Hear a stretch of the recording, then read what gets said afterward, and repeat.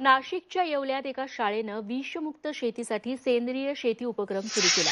शाळेच्या मालकीच्या शेतात विद्यार्थ्यांच्या मदतीनं सेंद्रिय पद्धतीनं भाजीपाला पिकवला जातोय, तर हा भाजीपाला विद्यार्थ्यांना मोफत दिला जातो।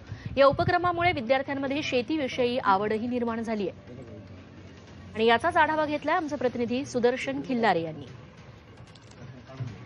नगरसोल येथील जय बाबाजी इंग्लिश मीडियम स्कूलने अनोखा उपक्रम राबवला आहे। सेंद्रिय भाजीपाला शेती हा उपक्रम त्यांनी राबवला आहे।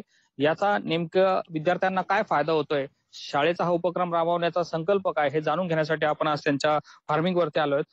मला सांगा तुमचं नाव आणि तुम्ही हा उपक्रम काय राबवलेला आहे? मी राम जाधव, जय बाबाजी इंग्लिश मीडियम स्कूलचा प्रेसिडेंट। खरं तर सांगायचं म्हटलं तर आज बाजारमध्ये सगळे पेस्टिसाइडच्या भाज्या भेटतात आणि त्या भाज्यांमुळे आम्हाला एक निदर्शनास असं आलं की मुलं कंटिन्यू आजारी पडतात। वोमिट होणं, मळमळ होणं किंवा ताप सर्दी।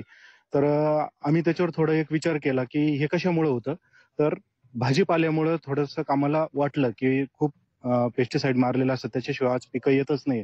तर मग आमच्या एक शाळेच्याच जमिनीमध्ये जागेमध्ये आम्ही भाजीपाला घ्यायचा असं ठरवलं आणि त्यामध्ये मग आम्ही वेगवेगळा भाजीपाला केला।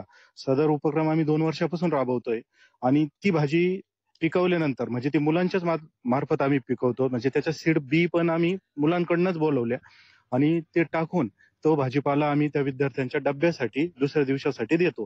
तर मग आम्हाला तो डब्बा आम्ही हीच भाजी डब्याला आणतो। 2-3 वर्षापासून हा उपक्रम चालतोय।